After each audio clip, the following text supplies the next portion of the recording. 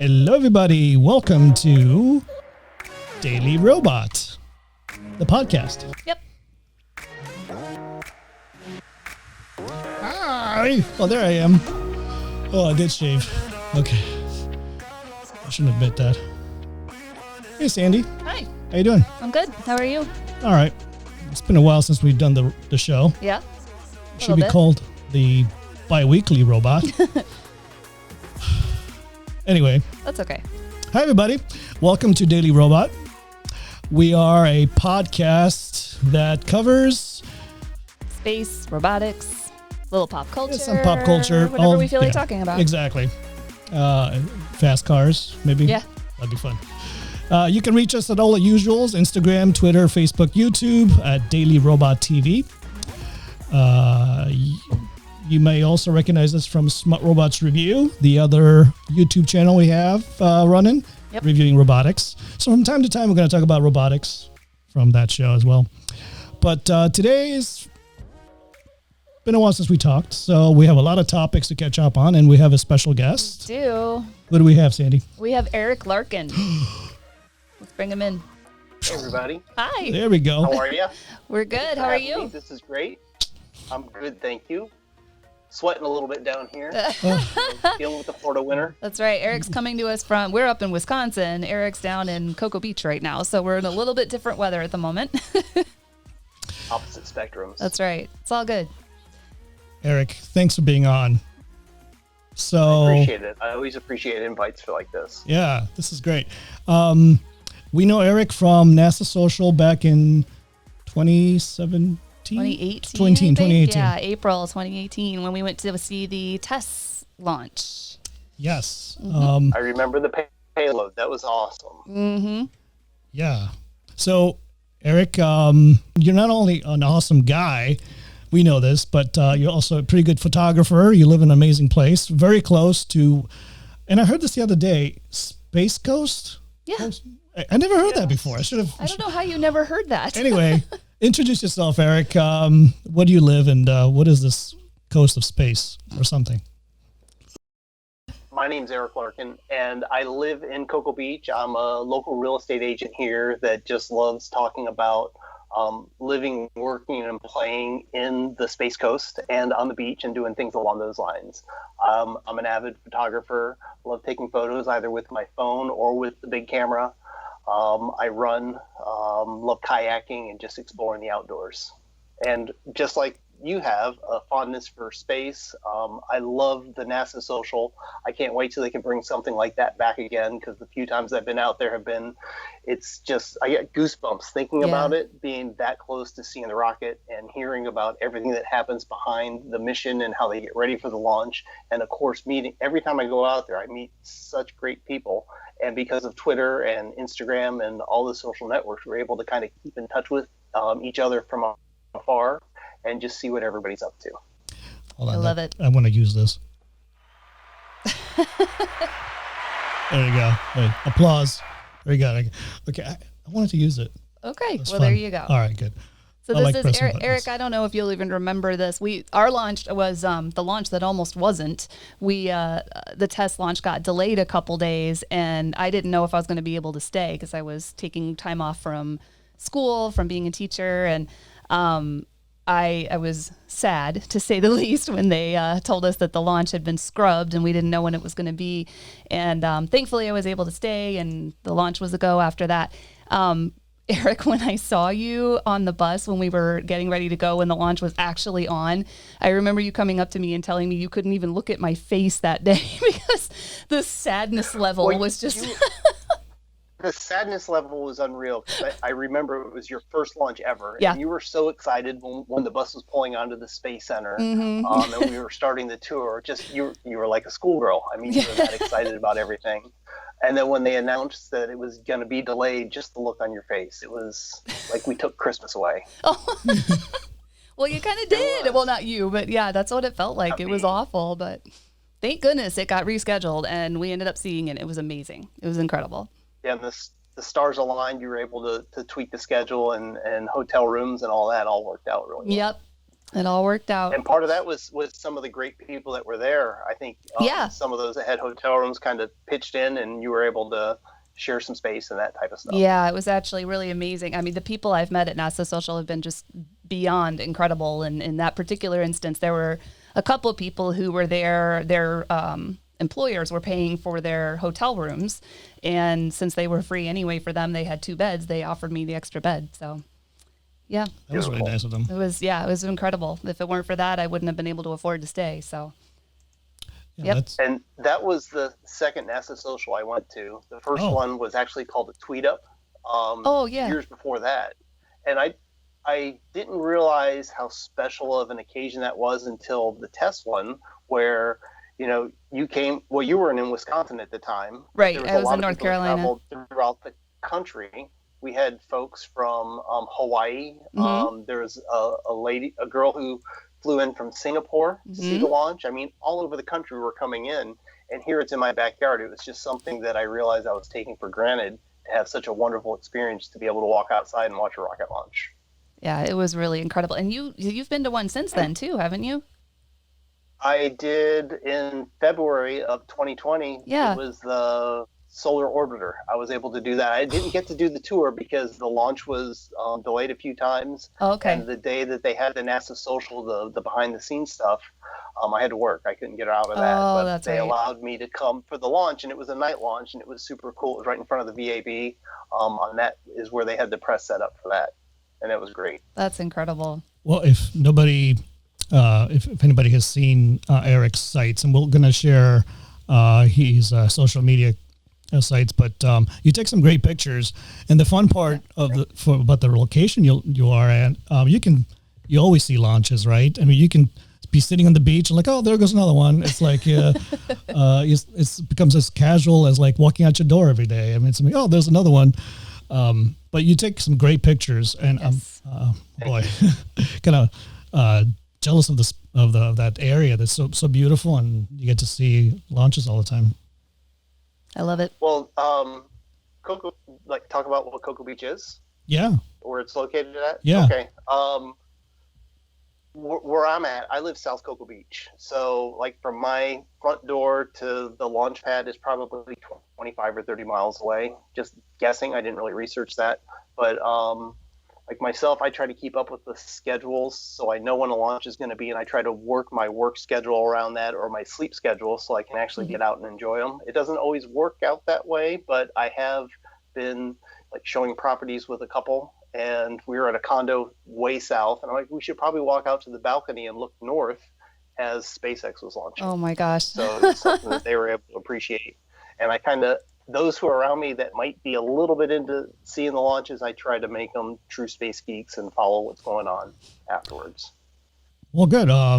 Space, here's our segue to talk about some of the great events that happened the last few days. Actually, going back all the way back to January 12th.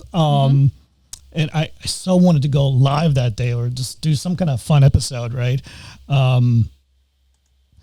Yeah, it's big news. The Mars Curiosity rover celebrated its 3,000th Martian day since it touched down on August 6th in 2012. So that's about 8.44 Earth years. Martian days are just a little bit longer than Earth days. They're about 39 minutes longer. So yeah, 3,000 Martian days since it touched down. That's it's incredible. Amazing. Yeah. And NASA posted this remarkable panorama picture. We'll include those links below. But a remarkable panorama of this, what did they call it? A Mount Sharp. It says the rover continues to make new discoveries during its gradual climb up Mount Sharp, the 3-mile-tall mountain it has been exploring since 2014. And what you're seeing, of course, so this is a video recorded podcast, right? So if anybody's watching the show, so what you're seeing, geologists were intrigued to see a series of rock benches in this most recent image panorama. Just remarkable, and it keeps going. Yeah, it's not done. Yeah. It's still going, and it's about to be joined by a friend.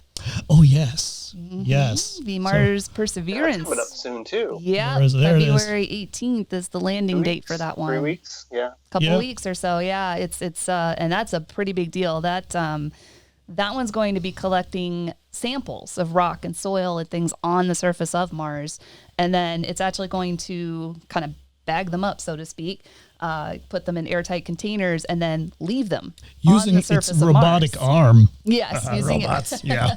All right. So Forgot about the robot part. It's got its robotic arm. It has that first ever helicopter. That's gonna Ingenuity, right? We did a show on that on smart robots before. Yes. But yeah, remarkable. So NASA is reporting there that it's going to land, as you said, February 18th, carrying the new science instruments and technologies, including this Ingenuity Mars Helicopter. The first time mankind will fly anything of a sort outside of this planet. On another planet, yeah.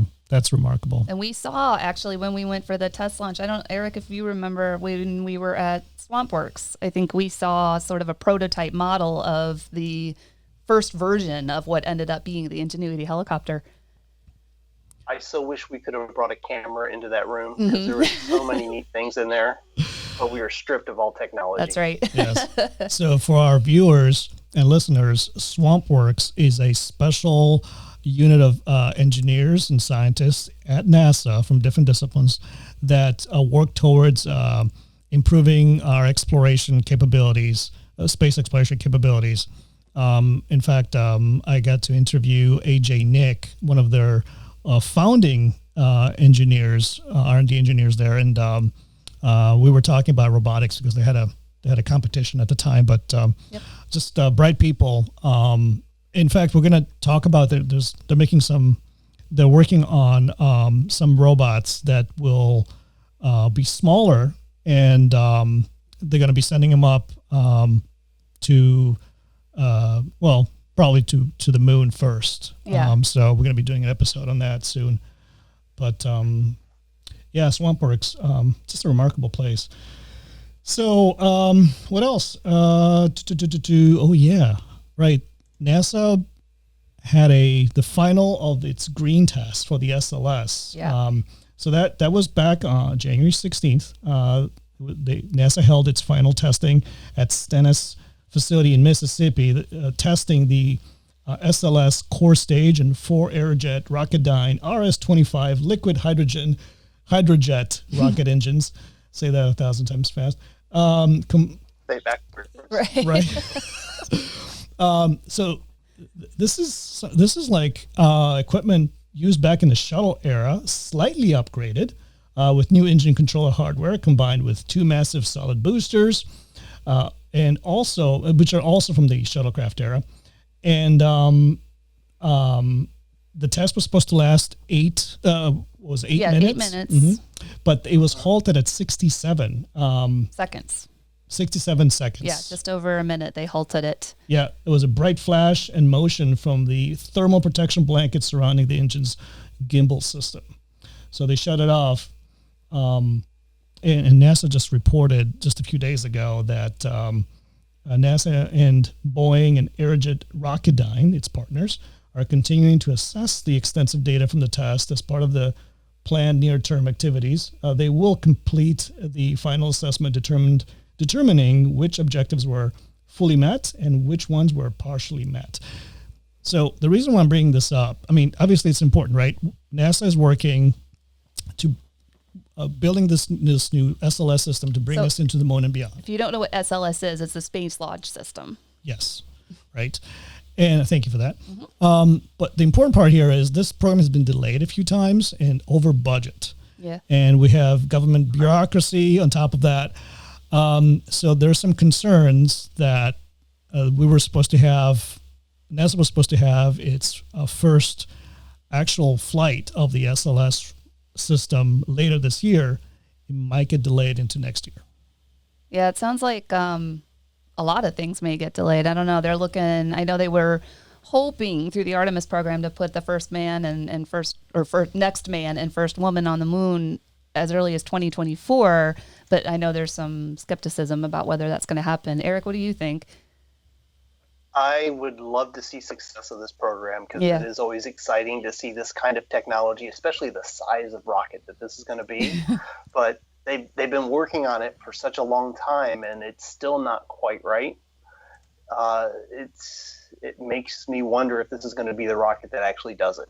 Not that I'm an expert in any means or an engineer or anything along those lines, but when I had heard this rocket fail at 67 seconds, which I know that's why they test them to get the kinks and the bugs out.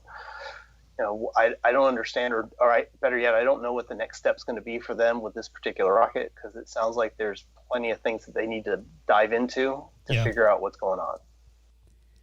So Agreed. I agree with that as well. And this is why it's important to test, and not rush too much into it. And ironically, today happens to be the anniversary of the Apollo 1 explosion that killed 3 astronauts. And this is exactly why we don't necessarily, as much as we'd love to see something go up like really quickly, we would definitely want to be sure that it's safe and secure and ready to go. Great point. Yeah. I don't know if we were going to be talking about SpaceX on this, but I'm kind of happy to see the success they've been having with the human flight return to space from here. It's certainly exciting in the community, the crew launch, and then most recently the second launch that they had put up there. Yeah. I mean, goosebumps just thinking about it and seeing the reactions of everybody here in the area. I believe that they're stepping forward, or their path is taking them to the moon quicker than what SLS will do. Oh, yes.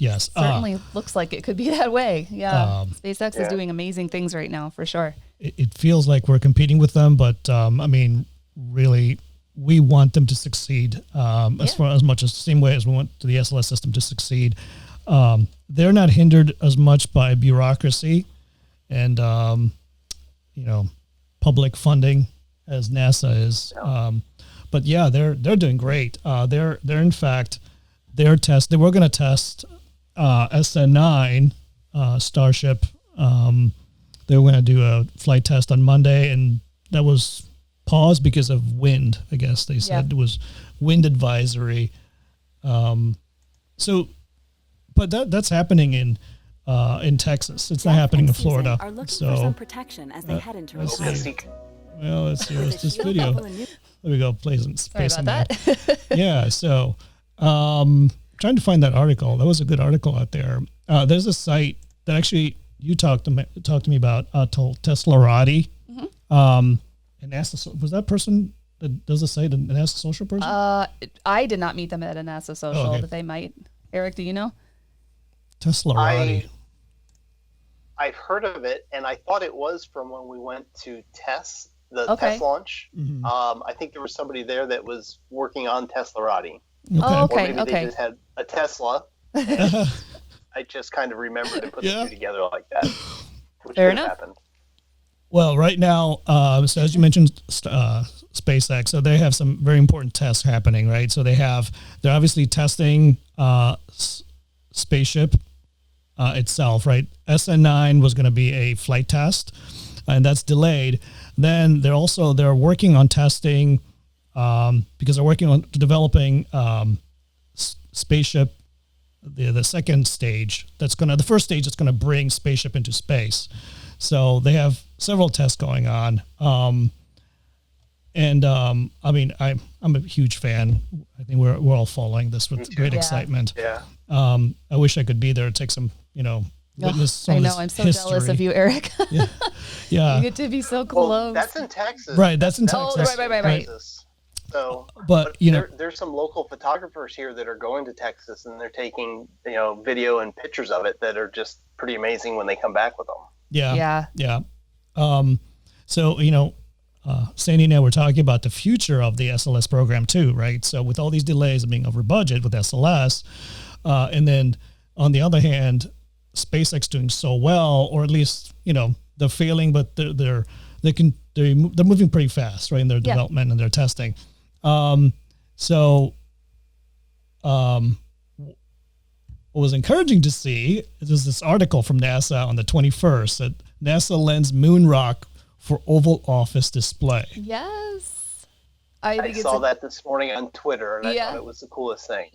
Oh, I'm so excited because, I mean, Biden hasn't really talked a whole lot yet about what the future of NASA, what he wants the future of NASA to look like. NASA, And we know, Jim Bridenstine just stepped down from his position. So, at the moment, we just, things are kind of up in the air for NASA and the Artemis program, but this is a really good sign that Biden put an actual moon rock in the Oval Office. That gives me a lot of hope. Request. Yeah, I know. I love it. I'm so excited. I thought it was very encouraging when I heard that too. I was like, all right, so Biden, fingers are crossed that you will be supporting NASA and the space flight and everything that we've had going forward at this time. That would be great. Yes. See the hero crowd? Yeah, there you go. Yeah, that's from Biden right there. Yes. Okay. So so there's hope. And we'll also wish continuous success to SpaceX, which, they continue launching Starlink missions and other missions. They're doing a great job right now. So on Wednesday, January 20th, 8:02 a.m. Eastern Time, SpaceX launched 60 Starlink satellites to orbit from Launch Complex 39A. Which one did we tour? Was it B? Oh gosh. I think we toured B. I've seen both of them now. I think it was B. I want to say it was B. So they were refurbishing B because that's where SLS will launch from, I think. Yes. I think you're correct on that. Yeah. Yes. So. And we didn't just tour it. We got on the launch pad.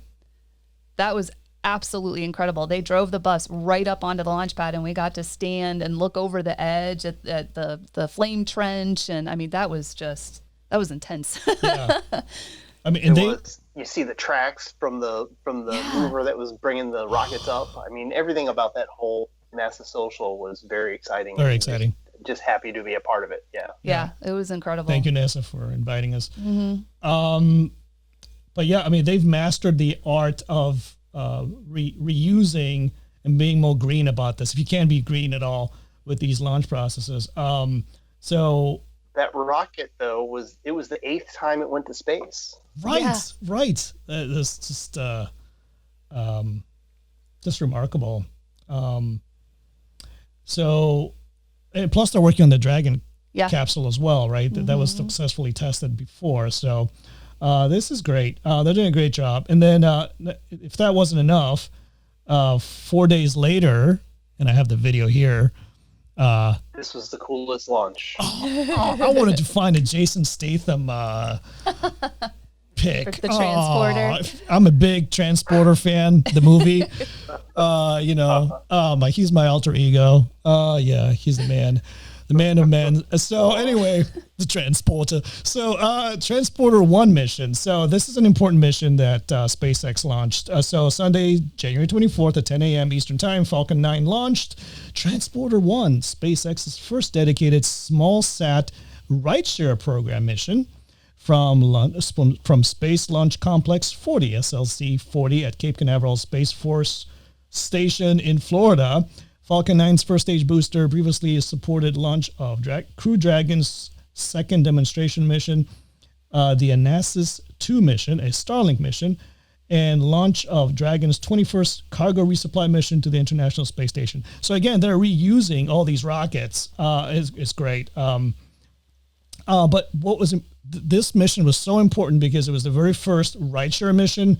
They launched 133 commercial and government spacecraft, including CubeSats, microsats, and orbital transfer vehicles, and 10 Starlink satellites, the most spacecraft ever deployed on a single mission. The Starlink satellites aboard this mission were the first in the constellation to deploy to a polar orbit. So, this is great, right? So it's the Uber of space travel. Yeah, they're mastering the art.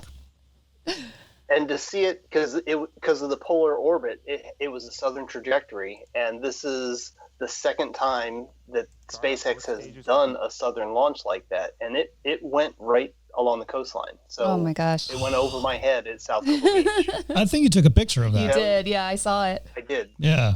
Yeah, I did an Instagram story of when it was launching, and I've got some photos of it as it was going overhead. So cool. I know. I love it.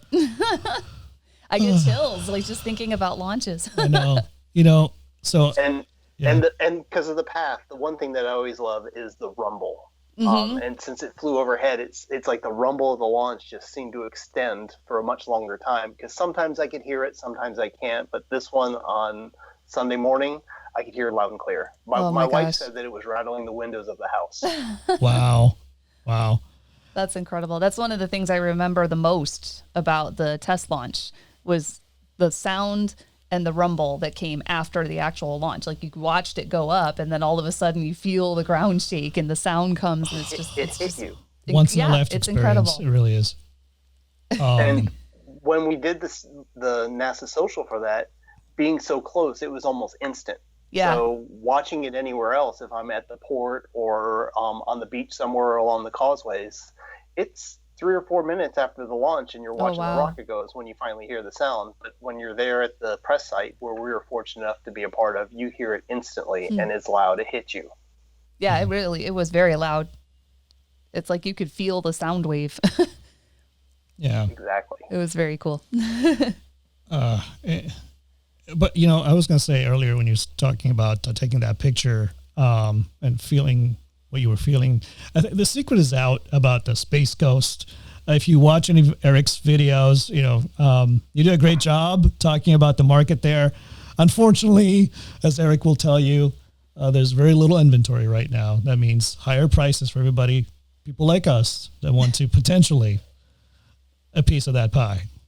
Right, Eric? Good segue into the real estate market. But, it is, inventory is exceptionally low here, and the COVID had just enough of an effect of a slowdown of homes coming on the market that with the buyers still having an interest, that inventories drop, prices are going to start going up. But it's not just happening here.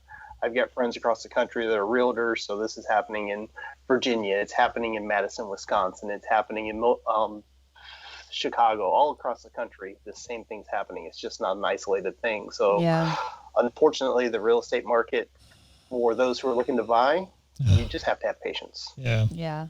But if you're looking in Cocoa Beach, we know someone good. Cocoa Beach Insider. That's right. There you go. Cocoa Beach Insider, Eric Larkin. That's your website, right? Cocoa Beach Insider at CocoaBeachInsider.com. That's my blog post, yeah. Yeah. CocoaBeachInsider.com is my blog, and that's my handle on Instagram as well. Yeah. Yep. Which will be in the show notes, right? Exactly. Yes. So,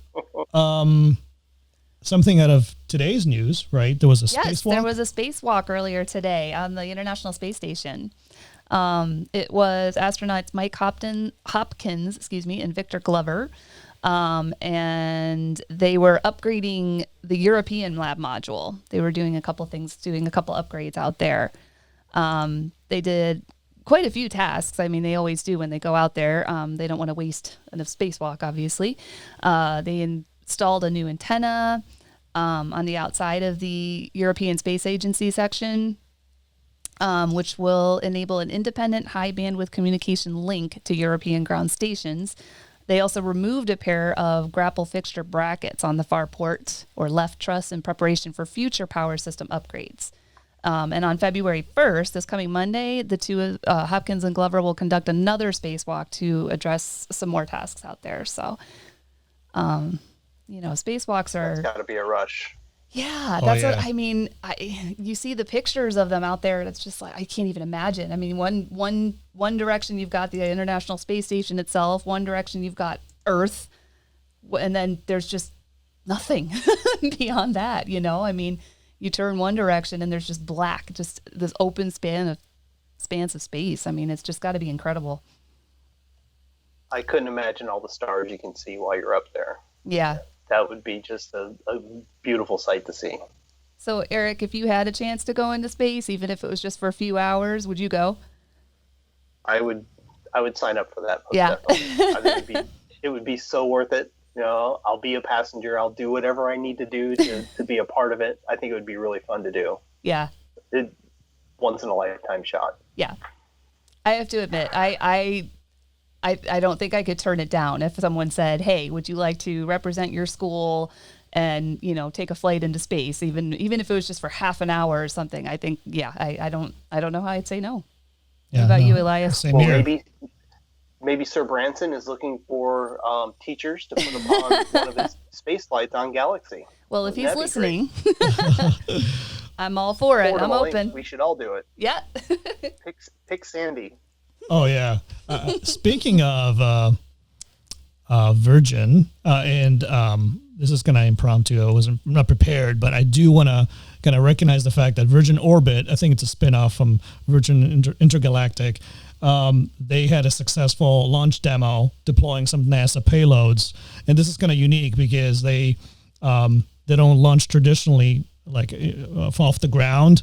They used a modified jet, what is it? Virgin Orbit's carrier aircraft, a customized 747-400 dubbed Cosmic Girl. I love it. Took off from Mojave Desert and Spaceport at approximately 10:50 a.m. This is on January 17th, and then launched the payload.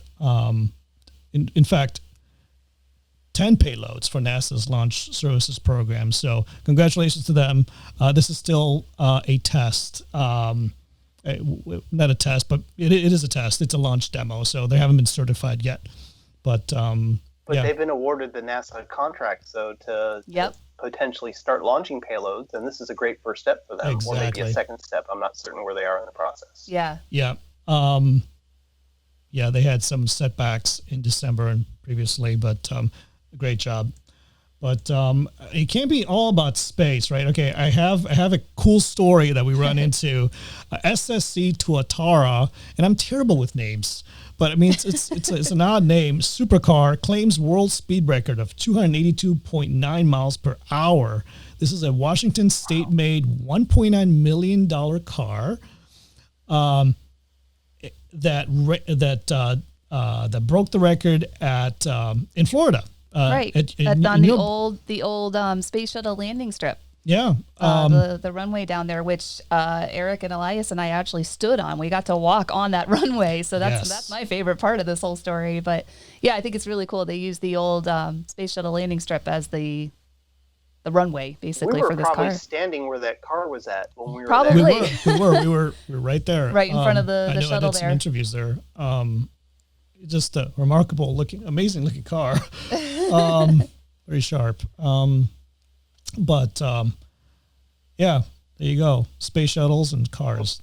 Why not? Right. Since we kind of brought up the landing field there, since I know you're a runner, Sandy, do you know that they have a 5K that's on the runway? Oh, don't tell her that. I didn't know that. Oh, no. Oh, I'm going to have to do that. She's going to go off on a tangent. Oh, princess races and dopey challenge and space flight. For those who can't see. This one you don't want to do virtual. This one you want to do there. No, I would want to do that one in person. Actually, that sounds like fun. Doesn't it? Yeah. I signed up for my very first 5K. 5K. Yeah, virtual one, but still. Yeah, so still 5K. Yep. It is. Yeah. I'm still trying to convince him to dress up for it. It's a Disney one. Yeah. It's a Star Wars one. We'll see about that. But come on, you have Padawan. You can do it. That's right. Yeah. But I mean, running is good, right? I mean, it's a good way to get out and exercise and clears the mind. I was just going to say it's like therapy. I like to start my day. Yeah. Yep.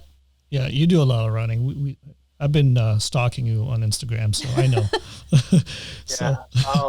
Most mornings, Monday through Friday, I'll go out and I'll run 3 or 4, maybe 5 miles, depending on the weather. Very nice. And have you done half marathons? I've done quite a few half marathons. I have yet to do a marathon. Okay. But I've done Thanksgiving weekend is the Space Coast half marathon and full marathon that's in Cocoa, Florida, that runs along River Road.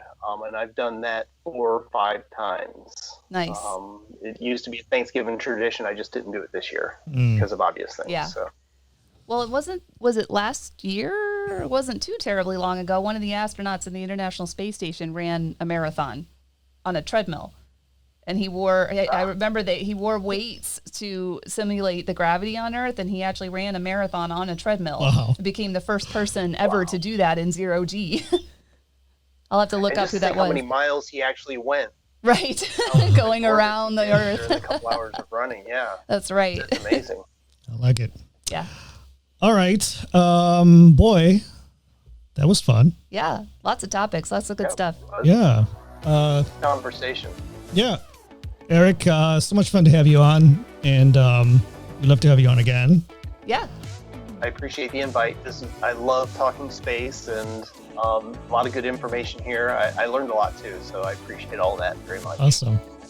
And bring your own topics too, by the way. We want some ideas. We're evolving. All right, next time I'll have a couple there too. There you awesome. go. Maybe I'll pull in some of the pop culture stuff that I like. Yes, you like pop culture. Absolutely. Especially if it has something to do with robots. Special for that. All right. Well, Star Wars, right? Eric, Star Wars. Yes, that's right. You've seen our episode. Yes, we love Mandalorian and stuff. Yep. Sandy, you're awesome. Thanks. You too. Thank you, everybody, for listening and watching. Please share the show with your friends and family if you enjoyed it. That's how you show your support, and we would love that. Yep. Follow us at Instagram, Twitter, Facebook, YouTube. Email us at dailyrobottv.com. And not .com, at DailyRobotTV. Yes. Yes. Yes. And send us your topics and ideas. And let us know if you'd like to be a guest on the show. Yes. We'd love to have you. Yes, we'd love to have you. So with that, thank you, everybody. Thanks, Eric. Until next time. Bye, Eric. Thank you very much. Bye, everybody. Take it easy. Bye.